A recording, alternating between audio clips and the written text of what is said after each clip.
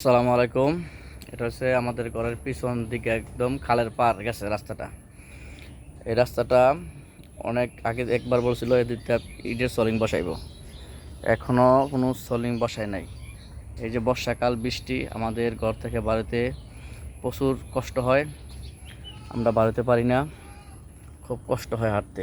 দেখায় সামনে নিয়ে আপনাদেরকে খালের পার পর্যন্ত দেখেন কি অবস্থা। এদিকটা একদম খালের পার গেছে চলে, একদম খালের পার এটা, ঠিক আছে। খালের পার, এই রাস্তাটা ছিল সব সময় খোলা। কিছুদিন আগে যে আমাদের এখানে যে আমাদের গ্রামের রাজীব, সে জায়গা কিনছে, জায়গা কেনার পরে এই পাড়টা ওর গাছ ভাঙে লাইছে কে জানি, তারপর সে এই পাড়টা বন্ধ করে দিয়েছিল।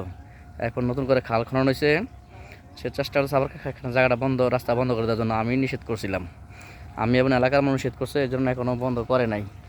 দেখতেছে খালের পাড় দিয়ে রাস্তা, একদম চিকন সরু রাস্তা। আর এদিক দিয়েছে খাল পার দেওয়া রাস্তা, আবার তো এখানে রাখছে, এদিক দিয়ে টাল দিচ্ছে, আবার এতটুকু রাস্তা রাখছে।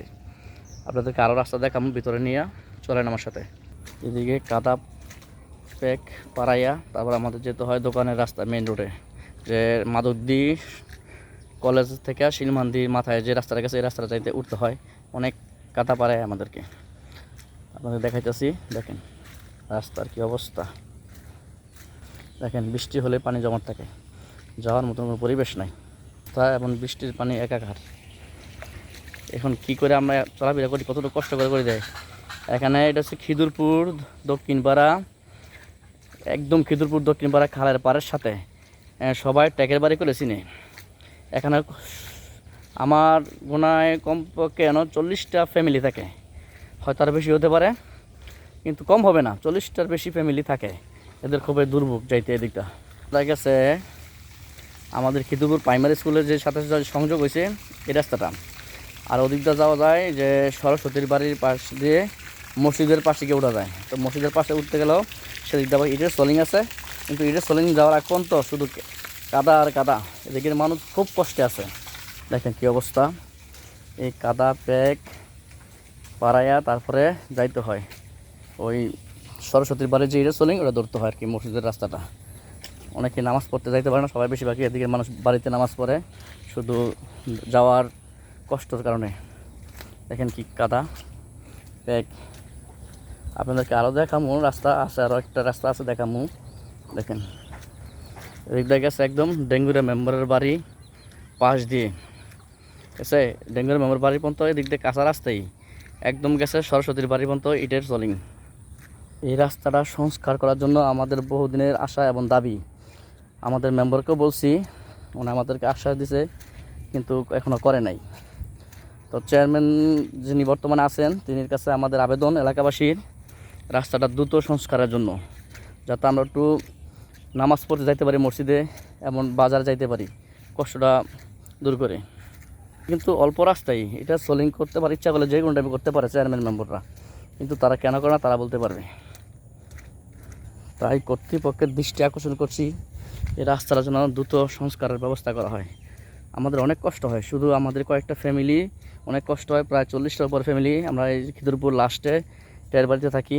তাদের কষ্টের চিন্তা করে, তাদের দুর্ভোগের কথা চিন্তা করে দয়া করে রাস্তাটা সংস্কারের ব্যবস্থা করুন প্লিজ। দেখেন এটা হচ্ছে ডেঙ্গুরা মেম্বারের বাড়ির রাস্তা, ঠিক আছে। ডেঙ্গুরা মেম্বারের বাড়ির রাস্তা, এদিকটা চলাফেরা কতটুকু কষ্টকর। এদিকে গেছে আপনার এই মসজিদের রোডে গেছে, হ্যাঁ, সরস্বতীর বাড়ির পাশে দিয়ে যেটা ইটের সোলিং গেছে এদিকে গেছে। আর এটা গেছে এই ও যুদ্ধ বুয়া আছে যেটা বলে, এদের বাসার পাশে দিয়ে গেছে, ও যুদ্ধ বুয়া রাজীবদের বাড়ির পাশে দিয়া, যে আমাদের মৌযুদ্ধি ও যুদ্ধি তাদের বাসার পাশে দিয়া। এটা অনেক দুর্ভোগ এবং কাঁচা রাস্তা, অনেক কাদা, ঠিক আছে। ওইদিকে না দিয়ে আমি এদিকে দেখাই, পিছনের রোডটাই দেখাই, মেন রোডটাই দেখাই, যেটা নিয়ে সরকারিভাবে অনুমোদন আছে করার জন্য, এটা দেখাই আপনাদেরকে।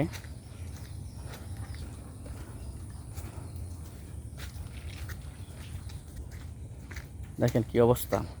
আমরা যারা খিদুরপুরের লাস্টে বাস করি, আমরা কিভাবে রাস্তায় যাব, কিভাবে মসজিদে যাব, এটা মাথায় ঢুকলেই মনে করেন কষ্ট লাগে। রাস্তায় গেলে মন চায় না বাড়িতে আসতে, বাড়িতে আসলে মন চায় না রাস্তায় যেতে। এই কষ্টের কথা কে কার কাছে শেয়ার করবো বুঝতেছি না। তাই সামাজিক যোগাযোগের মাধ্যমে তুলে ধরলাম। কর্তৃপক্ষের দৃষ্টি আকর্ষণ করছি, প্লিজ রাস্তাটা দ্রুত করার চেষ্টা করবেন। এসে আমাদের সরস্বতীর বাড়ির লাস্টে বাদল ভাইয়ের বাড়ির পিচ দিয়ে যেটা গেছে রাস্তাটা, এটা কিন্তু আমি আমার জানা মতে শুনছি যে এটা সরকারিভাবে মাটি বসাইয়া রাস্তাটা করছে, ঠিক আছে। আমরা জানা মতো আমরা দেখছি নিজের চোখে সরকারিভাবে মাটি বসাইয়া রাস্তাটা করছে, কিন্তু ইটের সোলিং দেয় নাই, বলছে দিব কিন্তু এখনও দেয় নাই। যে এটা হচ্ছে লাস্ট ইটের সোলিং রাস্তা।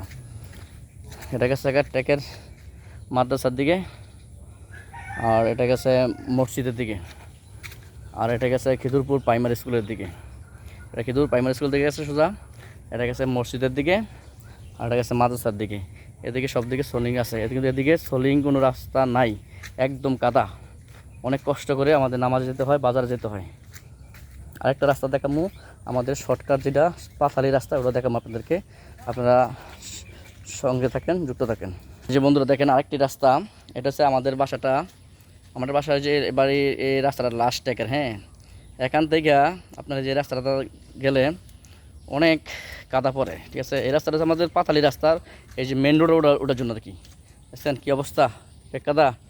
এটা হচ্ছে মেন রোড, এটা হচ্ছে আমাদের যে গনার গায়ের আলী হোসেন আছে, বেলাত হাজি কাকা, এদের বাড়ি আর পুরনো বাড়ি, ঠিক আছে। এদের পুরনো বাড়িটা আলী হোসেন ফাউন্ডেশন, তাদের পুরনো বাড়ি। যেদিকে পাশে দিয়ে রাস্তাটা গেছে, এই রাস্তাটা কিন্তু দেখেন কতটুকু খারাপ। এই রাস্তাটা অনেক চাবিল, ঠিক আছে। একদম আমরা শুকনো হলে চলাফেরা করতে পারি, কিন্তু বর্ষা হলে বৃষ্টি নামলে যাওয়ার অযোগ্য হয়ে যায়। এটা হচ্ছে পাতালি রাস্তা, মেন ওড়ার জন্য আর কি, বাসা বাড়ির ভিতর দিয়ে আর গেছে। এদিক দেখা গেছে, এদিক দেখা গেছে যে সামনে পিছনে একদম মোমেন ভাইয়ের বাড়ি, মুর্শিদ মেম্বার মোমেন, এদের বাড়ির বাসা আর কি। এদিক দিয়ে যাওয়া একেবারে উপযুক্ত আর কি, যাওয়া যাবে না ডাইরেক্ট কোথাও। এটা দেখেন কী অবস্থা। এটা দিয়ে আমরা সবসময় চলাফেরা করি রাস্তার দিয়েই। ওই সরস্বতী বাড়ির রোডটাতে আমরা চলাফেরা করি কম, এটাতে চলি বেশি, যেহেতু পাতালি রাস্তা, এই জন্য এটাতে চলে বেশি। দেখেন কি কাদা, দর্শকটা দেখেন কি কাদা, ঠিক আছে, অনেক কাদা, খুব কষ্ট হয়ে যেতে যাইতে। তারপর আপনাদেরকে কষ্ট করে আমি দেখাইতেছি। ভিডিওটা সবাই শেয়ার করে দিবেন, পাশে থাকবেন, আবার কর্তৃপক্ষের অনুরোধ করবেন রাস্তা দ্রুত করার জন্য। দেখেন কি অবস্থা। এটা যে খয়রুদ্দিন দাদা, ওনার ঘরের পিচ দিয়া, ইসবের ঘরের পিচ দিয়া আর কি, মানে বেলাত হাজির চাস্তো বাইজে ওনাদের বাড়ির পিচ দিয়ে। এটা পাতালি রাস্তা, দেখেন কি অবস্থা। এখানে বর্ষার পানি না, কিন্তু এটা বৃষ্টির পানি, শুধু বর্ষার পানি না, শুধু বৃষ্টির পানির কি অবস্থা। এটা জমছে কেন, আগে জমে না, এখন জমে কেন জানেন? ওই খাল কাটছে, নতুন খাল কাটছে, ওই খাল কাটাতে থেকে খালের যে পার বানছে, ওই পার বানা থেকে পানি নিচে নামতে পারে না, নিষ্কাশন হতে পারে না। এই জন্য এখন পুরো চক খেত ডুবে গেছে গা। এই কারণে যে আমাদের পাথারের যে রাস্তাটা, এটা যাওয়া আমাদের জন্য অসম্ভব হয়ে দাঁড়াইছে। এখানটা যাওয়া যায়ই না বলতে গেলে চলে। আমরা ওই সরস্বতী বাড়ির রাস্তা যেটা দেখালাম আপনাদের কিছুক্ষণ আগে, ওই রাস্তাটা ঘুরে যাইতে হয়। দেখেন কি অবস্থা, দেখেন এত দূর যাওয়া সম্ভব না, অনেক পানি ভেঙে যাওয়া সম্ভব না, তাই শর্টকাট আপনাদেরকে দেখাই দিলাম। দেখছেন কি অবস্থা, একদম বর্ষায় ডুবে রয়েছে দিকটা। কীভাবে যাবো বলেন? আমরা যে এখানে টেরবাড়ির খিদুরপুরের লাস্টে, খিদুরপুর শিলমান্দি ইউনিয়ন 9 নং ওয়ার্ড, খিদুরপুরের লাস্টে টেকের বাড়ি বলে, প্রায় 40টার উপরে ফ্যামিলি থাকি। আমরা কতটুকু দুর্ভোগে আছি, কতটুকু কষ্টে আছি আপনারা দেখেন। প্লিজ আমাদের এই কাজটা সংস্কারের ব্যবস্থা করেন। দর্শকরা, আমরা কিছু মুরব্বীদের কথা শুনবো। আমরা যারা অসুস্থ যদি হয় কারো হঠাৎ করে, কীভাবে তারা রাস্তায় করে নিয়ে হাসপাতালে যাবো, আমাদের মানে অবাক হয়ে যায়, বুঝছেন। হ্যাঁ বন্ধুরা, একজন মুরব্বী পাইলাম, আপনারা ওনার মুখ দেখে শুনেন যে আমরা কতটুকু কষ্ট করে বাসায় আসি, এবং বাসায় আসলে তো আমাদের কী অবস্থা, কতটুকু কাদা প্যাক পানি গাইতে হয়, এটা আপনারা নিজের কানে শুনেন। আচ্ছা কাকা, আমাদের এই রাস্তা দুর্ভোগে আছি, কতটুকু কষ্টের মধ্যে আছে একটু বলেন, আলোচনা করেন। আমরা খুব মারাত্মক কষ্ট আছি। আমরা বাইতে এখানে যাইতে গাঙ্গের চেয়ে বেশি খারাপ, আটলে কাদা শৈল উড়ে, রাস্তা এত বিশ্রী, এত খারাপ, মানে খেতের জীবতা দাম লাগে, এবং রাস্তার মধ্যে পানি কাদা লেগে থাকে, অসুবিধা। বর্ষা হলে অনেক কষ্ট হয় বেশি, আরো অনেক কষ্ট এই বৃষ্টির দিনে। একটা রোগী যদি নিয়ে যায় আমরা হাসপাতালে, আমাদের কি চিন্তা হইব, অনেক সমস্যা, কান্দ কইরা নেওয়া লাগবো। আচ্ছা, তাহলে আমাদের স্কুলের বাচ্চারা স্কুলে যায়, কতটুকু কষ্ট করে যায়, অনেক কষ্ট করে যাইতেই চায় না, কষ্ট করে ভালো। বাচ্চারা স্কুলে যাইতে চায় না শুধু এই ফেক্কাদার কারণে, ফেক্কাদার ভয়ে। হেলা বুঝেন কতটুকু কষ্টের মধ্যে আমরা আছি। আচ্ছা কাকা, আপনাকে ধন্যবাদ। তো দর্শক আপনারা দেখছেন একজন মুরব্বীর সাক্ষাৎকার শুনছেন, আরেকজন মুরব্বীর সাক্ষাৎকার আমরা নিমু। ঠিক আছে, আপনারা দেখেন আমাদের অবস্থা, আমরা কতটুকু দুর্ভোগে আছি। ঠিক আছে, আপনারা আমাদের পাশে দাঁড়ান, নয়তো আমাদের এই কষ্ট সীমা নাই, আপনারা পাশে থাকেন আমাদের। হ্যাঁ দর্শকরা, আরেকজন মুরব্বীকে পাইছি, আমার কাকা, উনি কিছু বলবো রাস্তার ব্যাপারে, আপনারা শুনেন, ওনার মুখ থেকে শুনেন। আসসালামু আলাইকুম রহমতুল্লাহ বরকাতু। আমরা তো এই রাস্তা নিয়ে খুব কষ্টের মধ্যে আছি।